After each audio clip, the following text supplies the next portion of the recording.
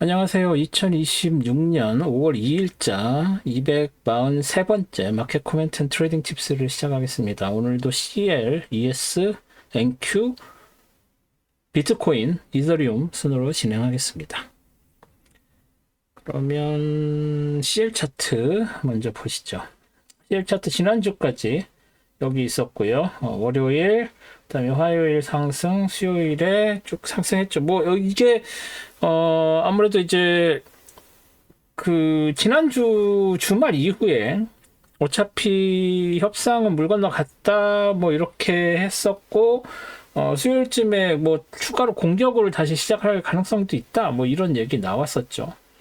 그리고 나서 뭐 거의 호르무즈 해협 거기에서 뭐 블록케이드니 뭐니 이런 거 다 신경 안 쓰겠다라는 식으로 이제 미국이 막 나가는 거 아니냐라는 분위기 나왔고, 그런데 이제 이란이 어, 미국의 요구 조건 이런 것들 어느 정도 수용을 했다. 그래서 그거에 대한 답변을 보냈다. 뭐 이런 얘기가 소문이 나면 내용은 뭐 제대로 알려지지 않았는데 그런 것 때문에 하락을 했죠. 그리고 하락을 했고 금요일에도 이제 추가 하락을 했습니다. 뭐 분위기 좋다. 뭐 이런 얘기가 나왔는데 실제로 항공모함도 하나 뺐죠. 그리고 그래서 포드함이 이제 임시로 수리를 그 사이프러스 가서 사이프러스였나요? 그리스였나요? 거기 가서 했고 다시 그 스웨즈나 통해서 홍해를 통해서 이렇게 갔는데 거기에서 이제 블로케이드 임무를 수행을 하는 항모 전단이 이제 3개였는데 아직 부시함은 도착을 하지 않았고요.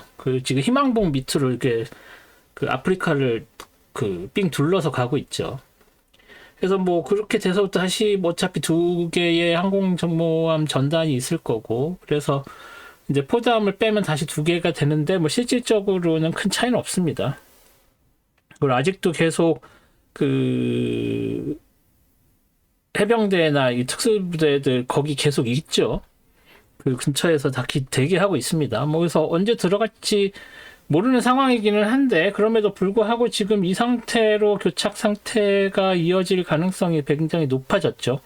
근데 문제는 교착 상태가 이어지고 길어진다는 얘기는 호르무즈 해협이 양측에서의 봉쇄가 풀리지 않는다는 얘기고, 그럼 유가에는 계속 영향을 줄 수밖에 없는 상황이고, 그래서 $100 이하로는 뭐 오늘 일시적으로 99.30까지 찍긴 했습니다. $100가 지금 거의 하한선이라고 할 수 있는 상황입니다. 그래서 지금 이 상태가 끝나지 않는 이상 $100 이하로 떨어지기는 어려워 보이고요.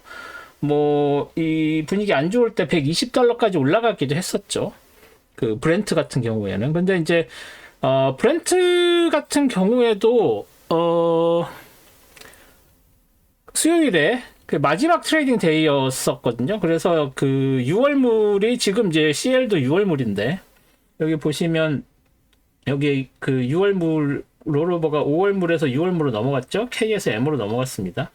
그래서 다시 6월물이 7월물로 넘어가는 게 이제 5월 중순쯤이란 말이죠. 그런데 브렌트는 마지막 트레이딩 데이가 29일이어서 그래서 $120, 29일 30일이었나요? 30일이라서 마지막 트레이딩 데이 직전에 6월물이 120까지 올라갔는데 실제로 화요일쯤에 월요일이었는지 화요일이었는지 그때 이미 볼륨이 넘어갔어요. 브렌트 볼륨이.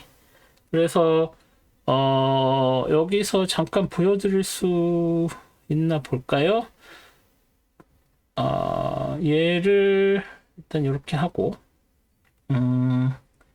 제가 여기에서 브렌트를 보여드릴게요. 브렌트가 이거 아이스 브렌트인데, 브렌트는 아이스라는 데서 아이스 유럽 익스체인지에 있는 걸 씁니다. 그래서 여기 보시면은 언제죠?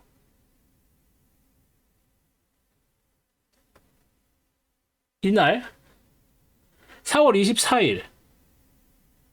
그러니까 지난주 수요일에 이미 브렌트는 6월물에서 7월물로 넘어갔어요. 그래서 여기서 보시면 이게 120달러면 여기여야 되는데 120달러가 안 됐어요. 왜냐하면 이미 6월물에서 7월물로 넘어갔기 때문에. 그래서 이제 마지막 트레이딩 데이가 6월물이 그 말일이라서 그랬지만 이미 24일날 브렌트는 다 넘어갔습니다. 볼륨이. 그래서 롤오버가 된 상황이라서 그 120은 사실은 제대로 된 그 가격이라고 할 수가 없죠. 왜냐면 제일 많이 트레이딩 되는 게, 그래서 여기 제일 많이 올라간 게, 뭐 수요일, 목요일 30일에 114.70입니다. 그러니까는, 브렌트가 이렇게 된다고 해도, 120달러까지 갔다고 이렇게 리포트가 나오는 거는 사실은 좀 언페어한 그런 상황이었다라고 말씀을 드릴 수가 있습니다. 그런 부분들이 있다는 거. 그래서 원유 가격에 대한 걸 할 때는 지금 6월물을 트레이딩 하고 있는데 6월물을 트레이딩 한다는 얘기는 6월 달에 딜리버리가 있다는 얘기죠. 그래서 5월 달에 이게 그냥 끝나면은 6월 달까지는 그 이 높은 가격이 유지가 된다는 얘기예요. 특히나 5월 15일에 계속 100달러를 유지를 한다는 얘기는 6월 달에 받을 기름이, 그러니까 원유가 계속 100달러 이상이라는 얘기죠. 그래서 5월 달에 전쟁이 끝난다고 해서 5월 15일 전에 끝나지 않으면 5월 16일, 17일 보통 있던데 언제죠? 여기 이렇게 보면은 5월 15일.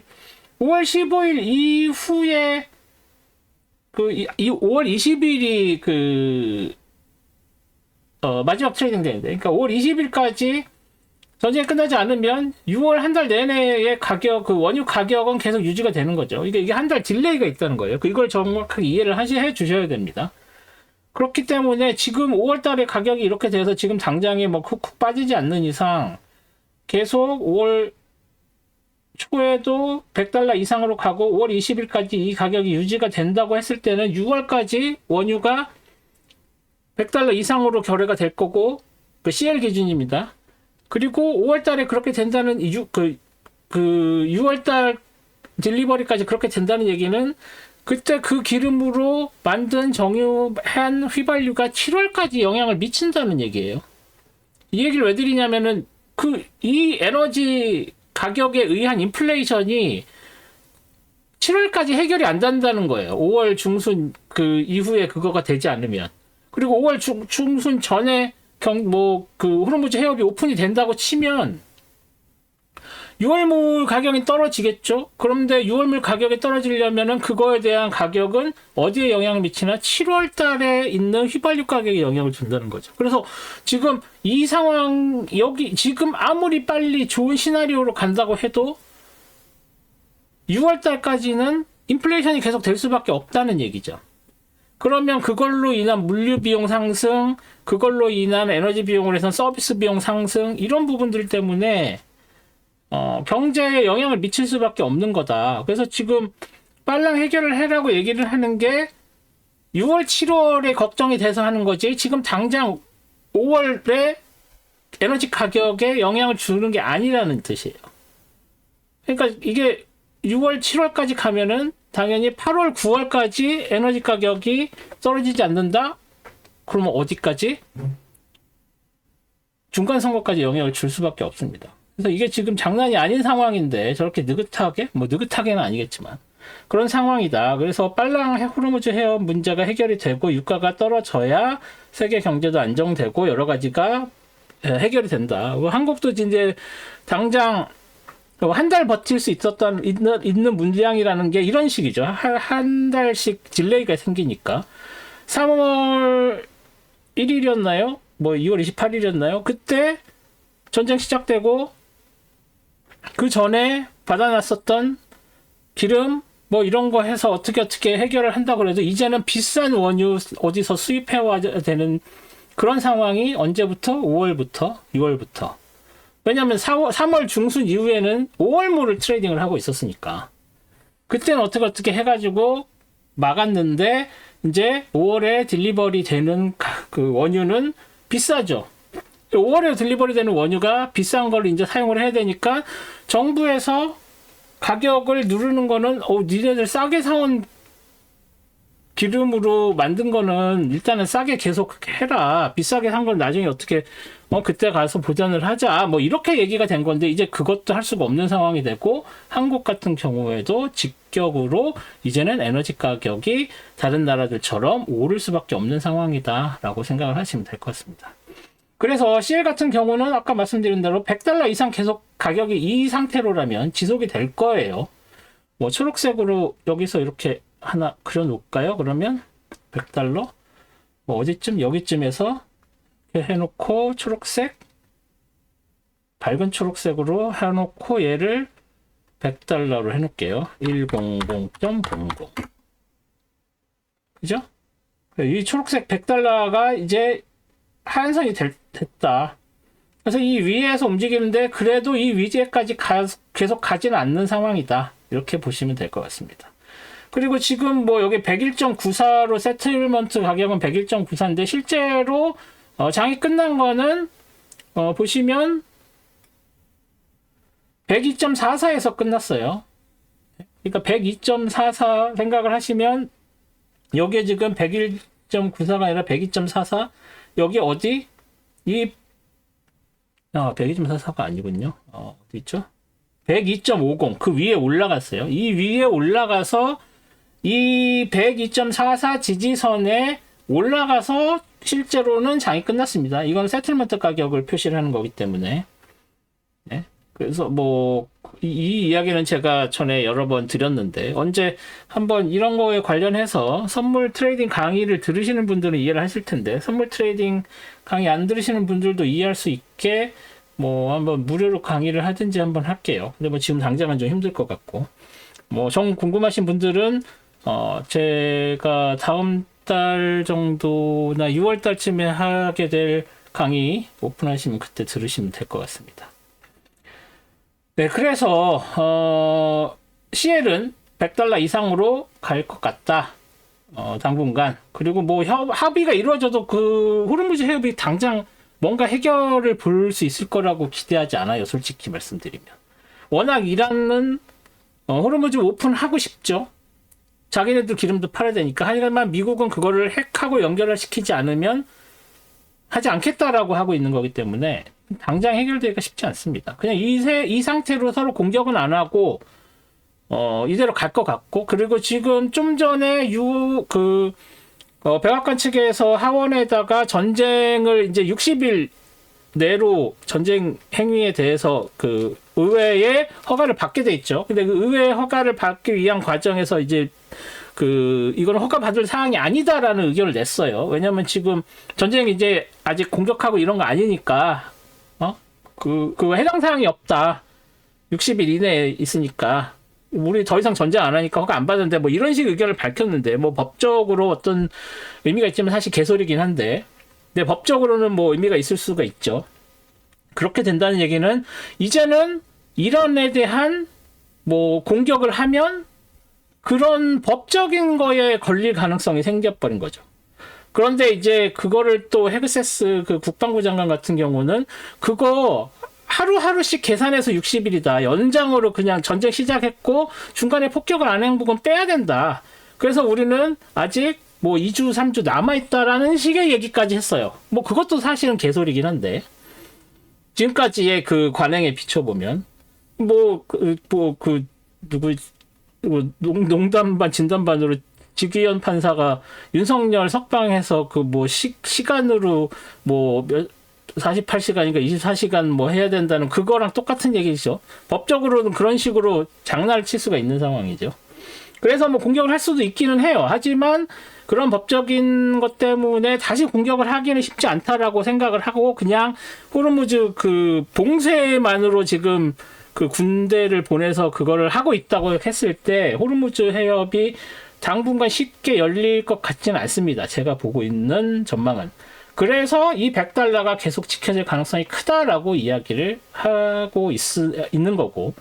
근데 보시다시피 여기에서는 이제 미친 듯이 막 팍팍 오르고 떨어져도 막 여기 97.50에서 113점 막 이런 식으로 오르게 내려고 막 그렇게 했죠. 그런데 이제 2달러, 3달러 안에서 움직이기 시작했죠. 이거 저거 하이가 110.93이면 111 잡고 103.3이면 111에서 103 한 7달러 뭐 이 정도 움직였나요? 그죠? 그리고 얘는 오늘 움직인 거는 99에서 6, 그러면 한 7달러 정도 움직인 거죠. 데일리로 7달러씩 움직이고 있는데 이게 조금씩 작아지고 있다라는 거죠. 그래서 한 6달러, 7달러씩 오르기니까 100달러에서 놓고 데일리로 하면은 지금 목요일에 110에서 100 이틀 사이에 100달러 사이 레인지로 움직인 거다 라고 보시면 될 것 같고, 목요일까지 하면은 지금 100달러 레인지, 그래서 여기에다가도 뭐 요렇게 하나 해놓으면 이 레인지 안쪽에서 움직일 가능성이 좀 더 커졌다. 얘는 그냥 파란색으로 할게요. 그래서 이 안에서 움직일 가능성이 좀 커졌다라고 보시는 게 맞을 것 같습니다. 그러면 네, CL은 이 정도로 정리하겠습니다. 자, 다음은 ES죠. 네, ES 차트. 지난주에 금요일 이후에 그 전전주 금요일 이후에 월, 화, 수, 목, 금 해서 7185.75 상한선에 걸쳐 있는 상황이라서 이걸 넘지 못했다고 말씀을 드렸죠. 그리고 월요일에 얘를 지지선으로 해서 살짝 오르긴 했지만 화요일에 다시 밀렸고, 수요일에는 아예 안쪽으로 들어와서 도지 만들어서 다시 밀리나 보자 했는데, 수요일에 이제 빅테크들 관련된 그 실적이 발표되고 그러면서 목요일날 랠리가 시작됐고, 뭐 내일 말씀드리겠지만 메타 같은 경우에는 굉장히 많이 떨어졌죠. 근데 이제 그 구글 같은 경우는 되게 또 많이 오르고 했기 때문에 목요일 날은 결국은 큰 상승 보여서 신고점 갱신을 했습니다. 그리고 그 영향이 금요일까지 계속 이어지면서 또 신고점 만든 상황. 그런데 항상 말씀드린 것처럼 이게 걸쳐 있으면 깨졌다고 하고 얘기 안 하는데, 이 상한선이 목요일 확 치고 올라가면서 금요일에 도지는 만들었지만 그 레인지가 깨졌어요. 뭐 작은 레인지긴 하지만. 그래서 이 레인지는 더 이상 이제 뭐 그려놓을 필요가 없어졌습니다. 얘는 그냥 파란색으로 하나는 해놓을게요. 그래도 한번 일주일이라도 뭐 일주 반이라도 저항선으로서의 역할을 했었기 때문에. 그리고 나서 이제 이게 뭐 신고점인데, 신고점에 그 지나고 나서 얘가 고점이라고 표시를 하지, 여기서는 그냥 계속 놔두죠. 네. 왜 그런지는 말씀을 드렸고. 그래서 여기서 이제 새로운 트렌드 라인을 뭐 이렇게 그리면 되는데, 사실 얘는 깨졌지만 얘가 따라 올라가니까 얘를 그려놓고 여기에다가 이렇게 아니면 이렇게 하나 해놔야 되겠죠. 여기서 올라간 게 아니라 여기서 올라간 거니까. 그래서 이렇게 새로 두 개의 트렌드 라인을 그려야 되고, 여기서 지난주에 로하이 레퍼런스 라인을 그려보려고 했는데 거기까지 미치지는 못했습니다. 거기까지는 미치지는 못했는데, 여기에서 눈에 띄는 거는 뭐 여기에서 피보나치 리트레이스먼트 이런 거 그려볼까 해서 NQ는 피보나치 리트레이스먼트를 그렸는데 ES는 피보나치 리트레이스먼트를 딱히 그릴 만한 레벨은 아니죠 지금. 네. 그래서 그 뭐 피보나치 리트레이스먼트를 그린다고 하면은 뭐 2포인트랑 2포인트, 예를 들어서 이런 거죠. 여기랑 여기 했을 때 고점이 어디냐? 뭐 이 정도다. 그래서 이 정도까지 가나보다 해서 뭐 수요일, 목요일, 금요일은 얘가 맞았나 보다 했는데 더 치고 올라가 버렸죠. 그게 깨진 거죠. 그럼 그 얘를 놔둘 필요가 없죠. 그러면 여기에서 여기인가? 아니면 여기가 더 고점이네요. 이렇게 되면 그 다음에는 7469.26까지도 올라갈 가능성이 있습니다. 네. 피보나치 리트레이스먼트를 하면 얘랑 해서 올라가는 거니까. 그죠?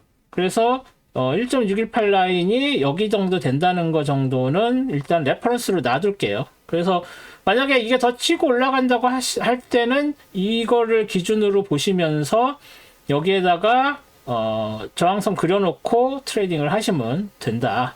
이렇게 말씀을 드릴 수가 있습니다. 그리고 네, 그래서 ES는 뭐 이 정도 뭐 그냥 계속 치고 올라가고 있는 상황이죠. 워낙 지금 그 AI 관련주들 카펙스를 너무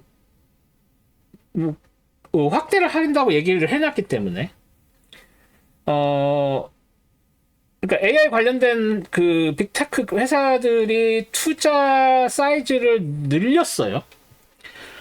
이게 무슨 의미냐면 투자를 하게 되면 지금 메모리 값도 비싸고 CPU 값도 비싸진다 그러고 GPU 값 당연히 비싸지. 물론 이제 메모리의 가격이 오른 게 GPU 가격에 직접적인 영향을 주기 때문에 그렇기 때문에 자기들이 원래 계획해놨었던 데이터 센터에 해당되는 하드웨어를 충족을 시키려면 같은 돈으로는 안 되는 거죠.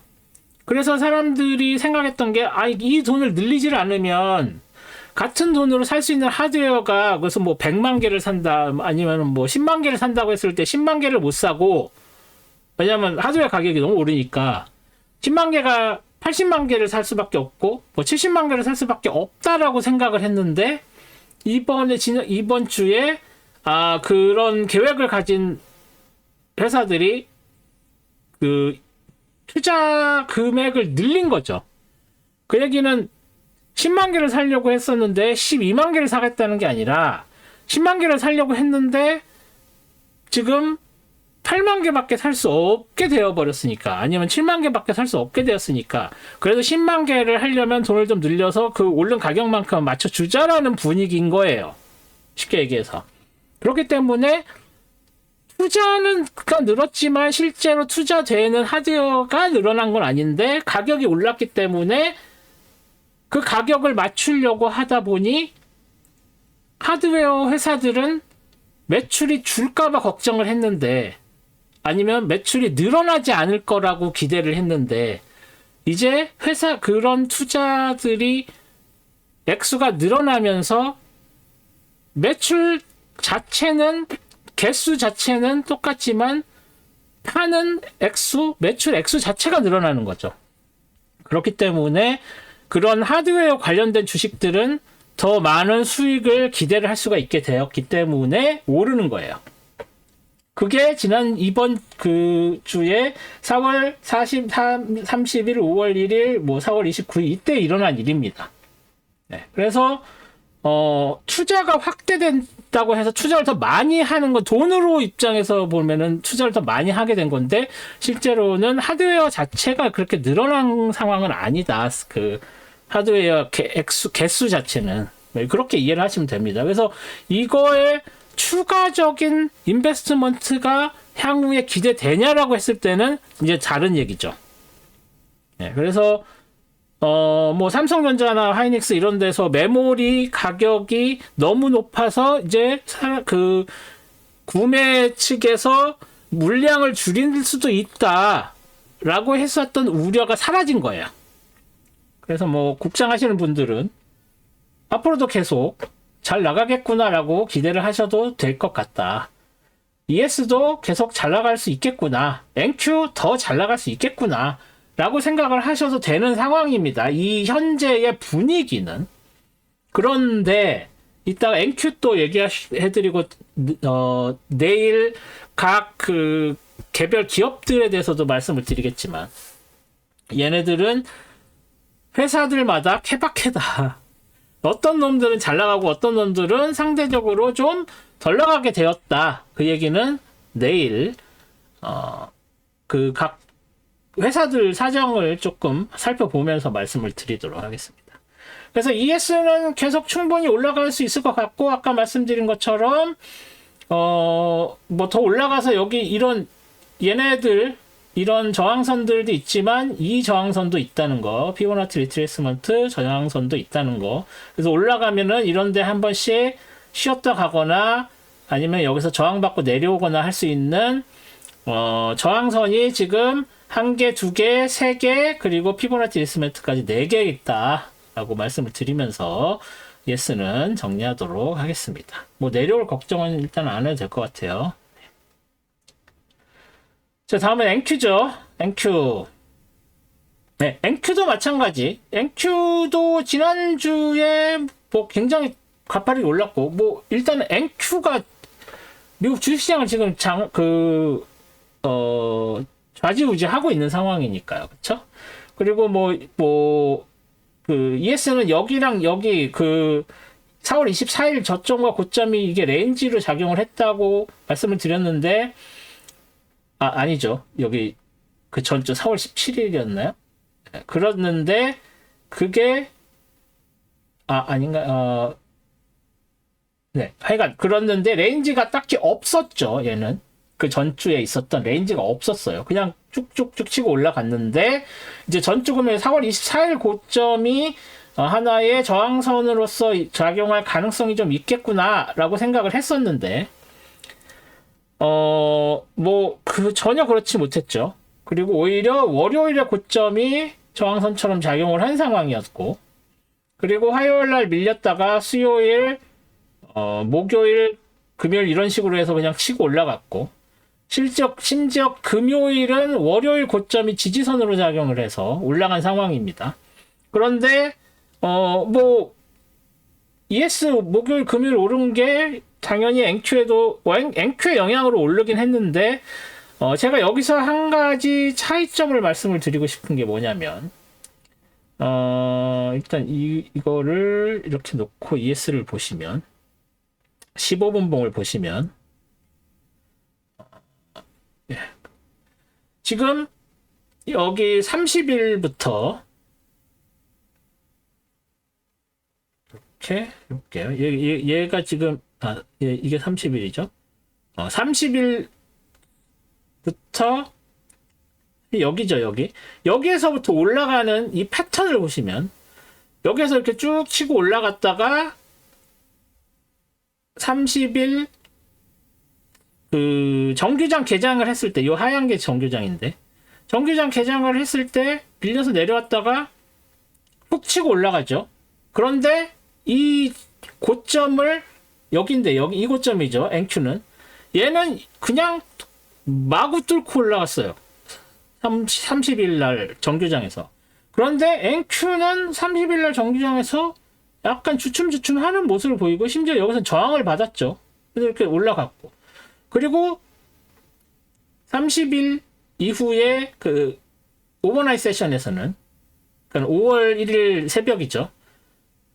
이렇게 떨어지는 게, 얘는 여기 언제예요 이게? 6시 45분에 저점에서 지지를 받았는데, NQ는 이 6시 35분 저점에서 지지를 받지 못하고 밀려 내려오는 상황이 나왔죠. 그리고 나서 오프닝에서 NQ는 미친 듯이 올랐는데, ES는 상대적으로 상승의 폭이 좀 작았죠. 그리고 나서 하락을 이렇게 오실레이트 하면서 계속 하락하면서 결국은 오프닝이 여기죠. 오프닝이 얘인가요? 얘죠. 오프닝에서의 저점 밑으로 쳐져서 내려왔는데, NQ는 버텼죠. 이 밑에까지 내려오지 않고 횡보를 보였습니다. 그러니까 얘는 하락, 얘는 횡보. 여기서는 미친 듯이 상승. 그런데 여기서는 상승했는데 오프닝 직전에 있었던, 여기가 지금 직전에 있었던 요 저점마저도 별로 크게 못 가고, 그 전에 있었던 고점도 크게 벗어나지 못하는 모습을 보였습니다. 그래서 지금 이 상황에서는 4월 30일 정규장에서는 ES가 장을 이끌고 끌어올렸다고 하면, 5월 1일 정규장에서는 NQ는 버티고 ES는 밀려 내려오는 그런 모습을 보였어요. 그래서 얘네들이 이전에는 굉장히 코릴레이션이 잘 됐었는데, 예? 여기서 조금 다르긴 하지만, 그랬는데 지금 ES랑 NQ랑 분위기가 되게 다르다. 그래서 ES를 보면서 NQ를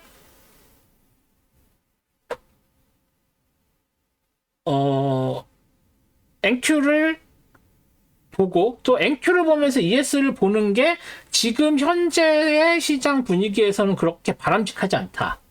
라는 말씀. 그러니까 여기서 쭉쭉 치고 올라가는 거는 그럼 NQ도 살짝 늦으니까 따라서 올라가겠지. 하지만 그렇지 않았고, ES가 쭉쭉 빠지네. 그러면 NQ도 쭉쭉 빠지겠구나. 여기서 숏을 쳤으면 오히려 손해를 보는 상황. 그런 상황이 됐다는 거죠. 그래서 그런 것들을 제가 뭐 5월 달에 한국 들어가서 5월 27일에 강의를 하는데 그때 이렇게 서로 코릴레이티드가 되는 놈들을 어떤 식으로 보는지도 말씀을 드릴 예정이에요. 그래서 그런 부분들을 좀 더 자세히 설명을 드리려고 합니다. 그래서 ES랑 NQ가 15분 봉으로만 보면은 되게 분위기가 달랐다. 그런데 여기 보시다시피 얘 왜 이래? 여기 보시다시피 얘 치고 올라간 거는 여기서는 뭐 별로 데일리로는 되게 별로 안 올라간 것처럼 보이지만 아까 보시던 것처럼 NQ는 상대적으로 덜 올라갔죠. 얘는 이렇게 쭉쭉 올라갔는데 막. 그죠? 근데 또 ES는 이렇게 됐고 NQ는 여기서 더 많이 올라가고 뭐 이랬다라는 거를 말씀을 드리기 위해서 이 이야기를 꺼냈습니다. 그래서 다시 NQ로 돌아가 보면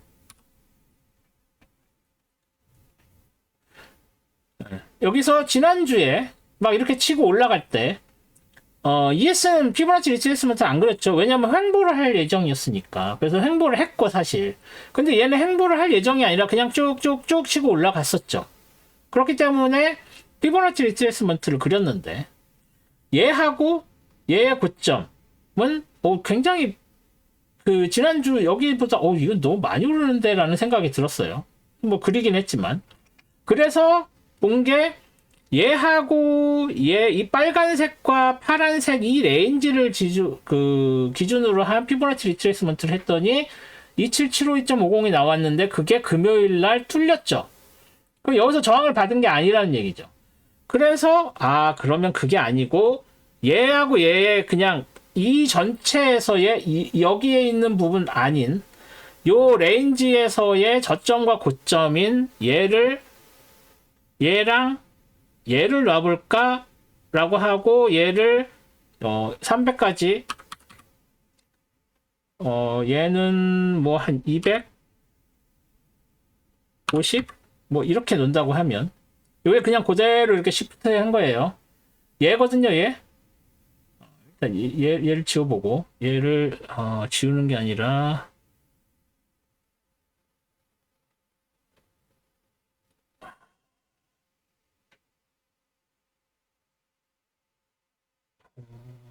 어떻게 하죠? 얘를 어떻게 가리는 게 여기 얘를 살짝 한번 가려보고 얘도 가려볼게요. 얘는 그 다음에 있었던 피보나치 이렇게 가려보고 이렇게 보시면 이 고점과 이 저점으로 만들어진 피보나치 리트레이스먼트가 이렇게 나와요. 그래서 여기서 이렇게 저항을 받았다라고 볼 수 있는 거죠.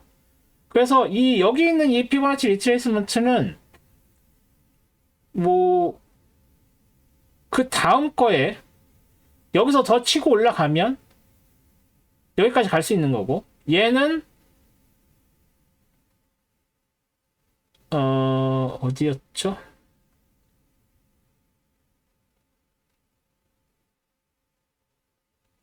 이 파란 거랑 이 빨간 거를 했었던 이 피보나치 리트레이스먼트는 큰 의미가 없는 걸로. 그래서 얘는 지우겠습니다. 그래서 피보나치 리트레이스먼트 얘랑 얘를 기준으로 해야 된다. 그래서 얘도 얘를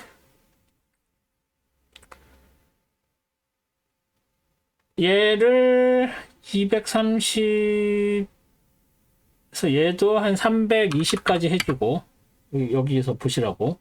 그리고 얘도 320까지 해서 겹쳐 놓을게요.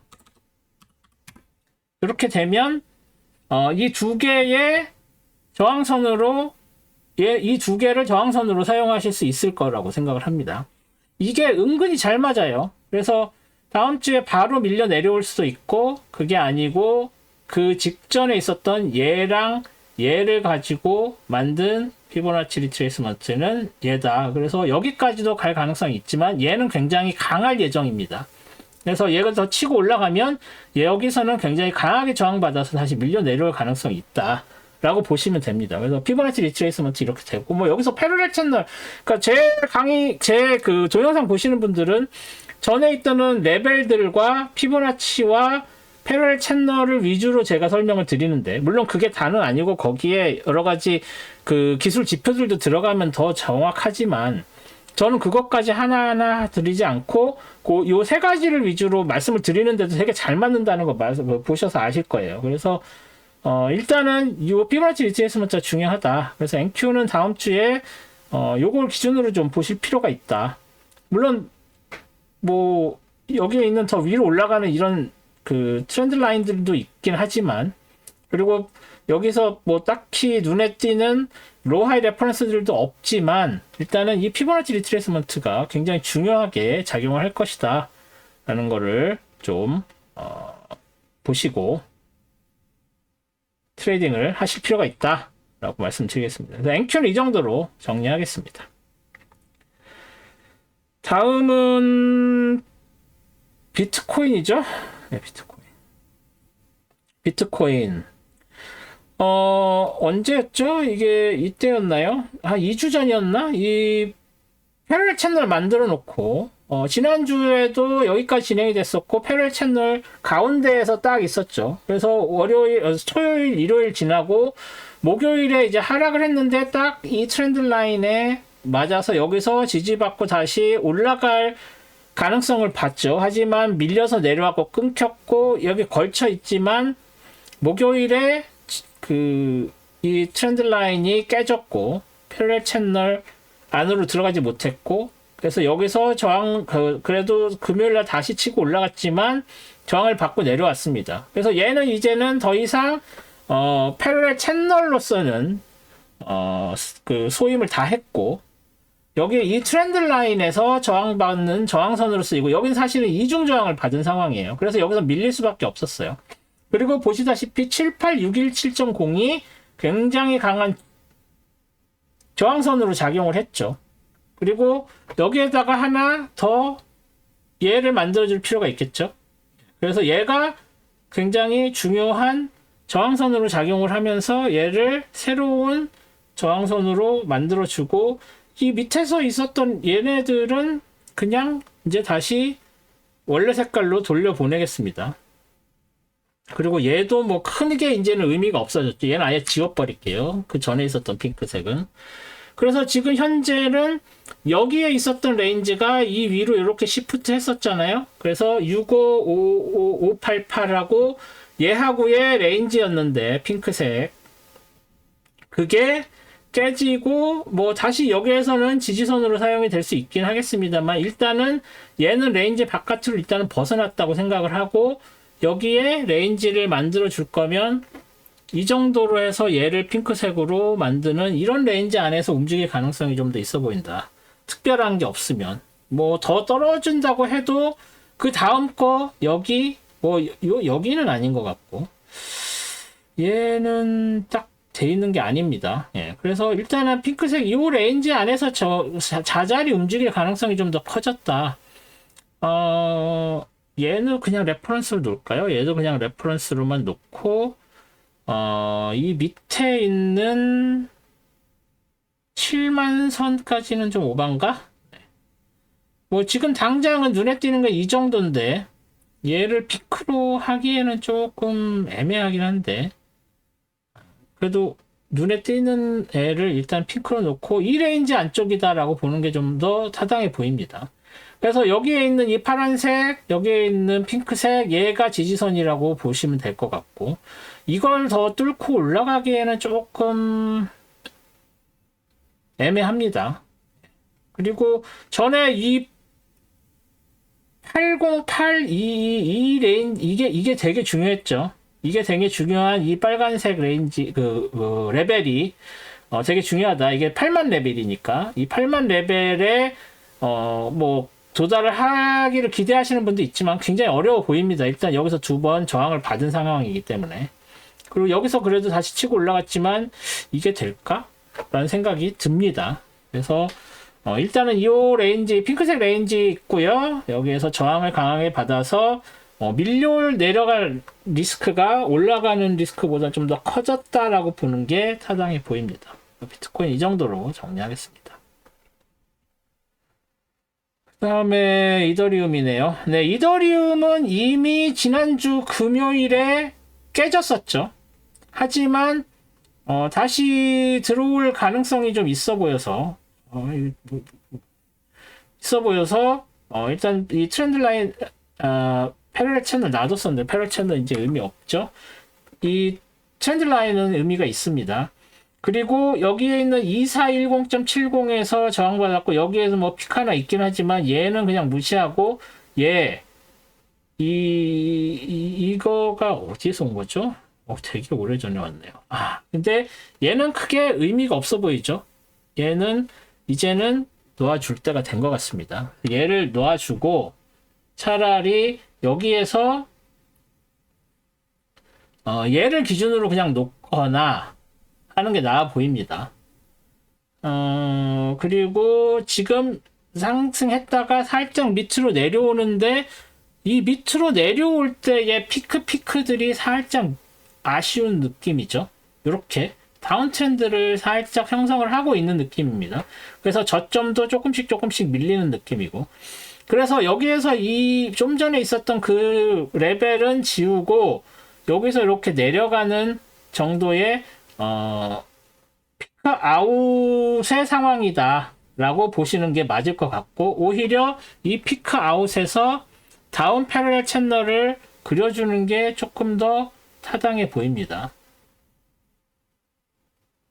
그래서 여기서 이렇게 내려가는 다운 패러렐 채널을 놓고 이 다운 트렌드 라인이 상한선으로 작용하는 다운 패러렐 채널이 될 확률이 좀 더 높아 보인다 라고 보입니다. 그래서 이 다운 트렌드가 비트코인에도 영향을 주면 비트코인도 같이 동반해서 천천히 내려가는 하락을 할 가능성도 배제할 수 없다. 그리고 이 핑크색이 이게 지금은 이제 핑크색으로 놓는 게 조금 애매하죠. 그래서 얘도 이제 파란색으로 돌려보내고, 얘는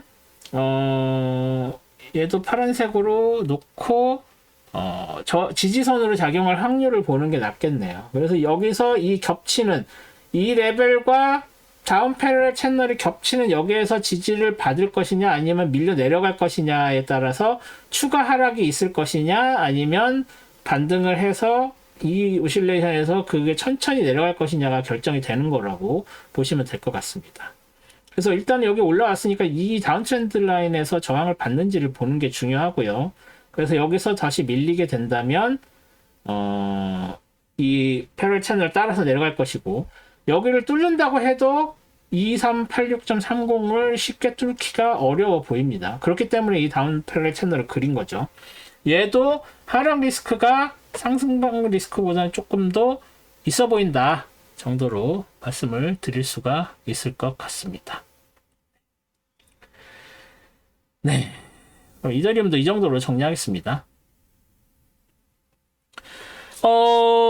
수요일에 FOMC 그 레이트 시즌이 있었죠. 기준금리 발표가 있었는데 기준금리 동결됐고 매파적으로 동결됐다고 뭐 이렇게 얘기를 하는데, 뭐 아까 CL 말씀드렸던 것처럼 호르무즈 해협이 그런 식으로 쉽게 해결되지 않을 것 같이 보이고, 그렇기 때문에 이 여파가 적어도 6월, 7월까지는 갈 거고, 그렇게 되면은 인플레이션에 에너지 가격이 이제 인플레이션에 영향을 주는 거죠. 그러니까 당장 휘발유 가격 이런 게 문제가 아니라 물류 비용 상승하고 서비스 차지 상승하고 이런 것들의 그 에너지 가격의 파급 효과가 이제 5월, 6월부터 나타나기 시작을 해서 그게 6월, 7월, 8월까지 간다는 얘기죠. 그러면 인플레이션이 계속되면 일단은 그 GDP도 괜찮고 미국 경제가 잘 나가고 있는 걸로 일단은 보이니까,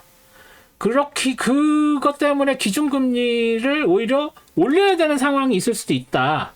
그런데 이제 그 5월 15일에 워시로 그 페드 의장이 바뀌면 뭐 물론 페드 의장이 혼자서 FOMC에서 레이트 시전 하는 건 아니지만 뭐 워시가 주장했던 것도 그냥 선제적으로 기준금리를 낮추는 것도 효과가 있을 거다라는 얘기를 했는데 지금 데이터 상태 지금 좀 전에 말씀드린 그런 데이터 상태로는 워시도 기준금리를 내리자는 얘기를 하기가 되게 애매해진 상황이에요.